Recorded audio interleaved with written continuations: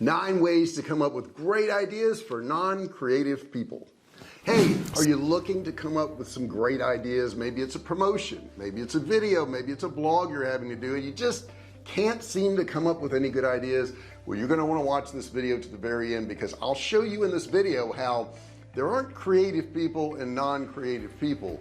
What it is there's certain habits that you need to, I guess, put into action to become a creative person. And by the end of this video, you're going to know how to do it, and you're going to be coming up with all kinds of great ideas. Hey, if you haven't subscribed yet, please do so. Hit that subscribe button down there, turn it from red to gray. Don't forget to ring the bell. I'm trying. There we go. Don't forget to ring the bell, turn on all bell notifications so you're notified each and every time I go live or if I upload a video. And a thumbs up would be nice too. A thumbs up would be great. Okay, so let's think about this creative mind thing. Number one thing is be aware of what you're consuming. What are you watching? What are you reading? What videos are you watching? What shows are you watching? All of these things. What people are you hanging out with? All of these things will shape what kind of ideas you come up with. Now, if you're putting in junk, okay, if you're hanging out with negative people and you're watching shows that depress you, you're not going to be a very creative person. You've got to filter what you're consuming. Once you filter what you're consuming, you'll find that you're going to be coming up with a lot of really good ideas. Number two, repeat what you consume. What do I mean by that? If you, let's say, watch a show and it's very interesting and it's a documentary, make sure you tell your friends about it. Maybe you could even write a blog about it. Maybe you could tweet about it. This is the same thing with books, with meetings you go to. I was just in Vegas and I attended a mastermind there and I did a video on it. So I'm talking about what we did at that mastermind. Those ideas are going to sink in more if you actually talk about what you consume. And when I say talk, that doesn't just mean verbally talk. It could be writing, it could be sharing with somebody else, it could be doing a video. But the more you do this, the more you embed those thoughts into your brain, and you're going to get more out of it and you'll remember more of it too. Number three, think in macro terms. And what do I mean by macro? I mean, think about how whatever you do can affect a whole lot of other things, and it can open up your thought process. I attended a concert not long ago. It was a great concert. It was very interesting. But instead of just enjoying the concert, I looked around. I looked at the building. I looked at the people in the building. I looked at the concessions there and how they were operating and the prices they were charging. So when you're involved in anything, what you want to do is think in the macro. Think about how big this thing is. Think about all the things that it could affect. You know, I may drive out and look at the traffic and think about the traffic jams in downtown Austin and what that's causing. So it wasn't just the concert. This concert affected a whole lot of other things. And the more you do that, the more you try to connect it to other things, the more creative you're going to become. Number four, capture ideas as soon as they're in your brain. Okay, you got to do this. And here's what I mean. Let's say you're going through the grocery store and you're shopping and you happen to see an Apple there, and it makes you think about Apple computers and some type of cool thing about Apple computers that you've wanted to share for a long time.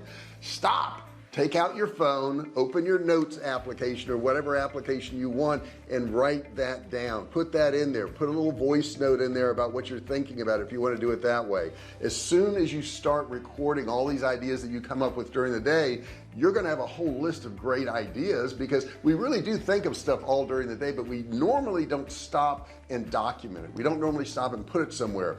This makes it a whole lot easier when you're trying to come up with ideas. You can just go to that document, those voice notes, whatever it is, however you recorded it, and look at them, and you'll have your ideas right there.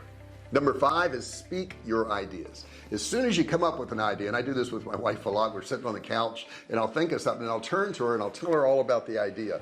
As soon as you speak about an idea, it kind of embeds it in your brain. It also gets some feedback. Maybe she has some feedback on that idea. Maybe she could tell me a couple things that she thinks about that idea, and all of a sudden that idea becomes something.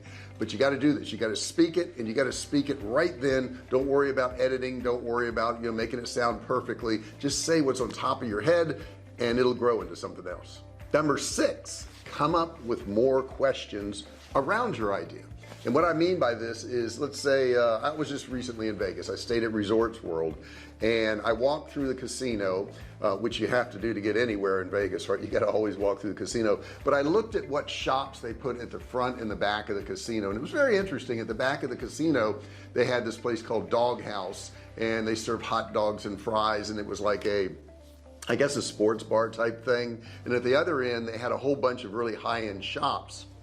And what I noticed was the high-end shops were next to the high-end stakes tables. The baccarat and all the other games that were really high-end, that's where the shops were. And the lower-end ones, the slot machines and all that, were next to the doghouse. So I think it was kind of interesting, and I asked myself questions. Why would they do that? What is it they're trying to do with it? I looked over at the food court, and I looked at the different foods they had in there. And I thought, why did they choose this one to be on the corner? And why did they choose that one to be in the back? You've got to start asking yourself questions about everything you see around you, and it's going to help you be more creative. Number 7, study opposite opinions of a particular subject. Now let's talk about productivity. Productivity is very important. We all want more productivity. How do some people approach it? Well, there's a group of people who say, well, I need to work more hours, I need to work harder, I need to take less breaks, and that's how I'm going to become more productive. Now there's another group of people who say, I want to automate things. I want to start automating a lot of the things I do so that they automatically work, and then I want to delegate some of those things so that I can have time to be more productive in what I want to get accomplished. Now, which one of those is right? I don't know. Doesn't matter. The point is you need to study opposites. Opposite opinions of a particular idea will expand your mind and get you to be more creative. Number 8, create ideas that solve problems. Solve problems. This is the biggest one, I think, out of all of the things I'm going to tell you in this video. Is when you see a problem, how many ideas can you come up with to fix that problem? I know we have a new neighborhood here, and a lot of the houses are being built, and you see problems. You see traffic problems, you see gardeners coming in and out and the problems they run into. And if you look at all these things and think, well, how could that gardener be more efficient? Should he get a whole bunch of houses in a row and mow one after another? Should he jump around the neighborhood? Should he look for bigger yards to make more money? How can that problem be solved for that guy to make more money? We have traffic issues, right? We go out of our neighborhood here and there's not a light at one of the exits, and there's really fast traffic going 65, 70 miles an hour. You got to jump across the road. How could that be solved? Now, I've thought of a lot of issues. Doesn't seem like the city or state wants to do anything about it, but I look at it and think, how can those problems be solved? The more you look at solutions to problems, the more creative you're going to become. Number 9, vary where and when you think. This is very important. It's really hard. Let's say you got 2 kids running around, 2 little kids that are running around, they're bouncing off the walls, they're throwing toys and all that, and you're going to sit in the middle of them and try to be creative. It probably won't work. It's not conducive to being creative. So you got to think about, well, I want to be creative. What is going to be the best situation for me? Now, for some people, it's to have the TV on in the background playing while I'm coming up with ideas, right?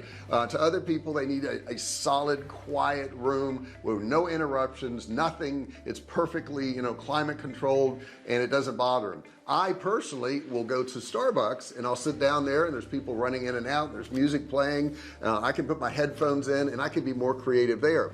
There is no one right way to do this, but if you find that the situation you're in is not helping you to be creative, you need to vary that. You need to change that. I also recommend that you vary where you come up with good ideas. Now, I say I go to Starbucks. I don't go to the same one every day. I go to different ones all over town, and I like doing that because I have a different environment. Somehow, I don't know why, somehow that makes me more creative. So you need to look at that and think, what environment should I be in? Which one's going to help me be more creative? And then once you figure it out, vary it, change it, do something a little bit different and see if that has an effect. And it's weird too. Sometimes ideas will just pop in my head and I'm doing something really mundane. I'm in the shower, washing my hair, and all of a sudden I'm coming up with all kinds of good ideas. It's funny because I'll come out, my wife will be on the couch, and I'll say, hey, I was just in the shower and I was thinking about this. And I find I do that very often. So you can be creative. You actually can. There is no big secret to this. There's no certain place you're going to need to be. You don't have to be born a creative person. Creativity is something you work on. Creativity is something that you put effort into. And like anything else, If you put effort into it, you'll get better at it. I know some people say, well, I'm terrible with names. And I say, well, what courses have you taken? What books have you taken to try to memorize things? And they say, well, none. I'm like, well, maybe that's the problem, okay? Anything that you concentrate on, you're probably going to get better at. And I want you to concentrate on one thing right now. Subscribing if you haven't done so. Hit that subscribe button, turn it from red to gray. Don't forget to ring the bell. I did better this time than I did in the beginning of the video. I had a hard time ringing it. Don't know why. But anyhow, I appreciate you watching the video. Thank you so much. It's great to have you out there. Put some comments below. Ask me questions. Introduce yourself. Whatever pops in your mind, just be creative. Come up with something creative down there. I would love to see that. Thanks so much for watching this video, and I'll see you in the next one. Hey, thanks for watching my video. Don't forget to subscribe to my channel and click that little bell right there so you can be notified every time I do a new video. Also, click on one of those videos there. Keep watching on my channel.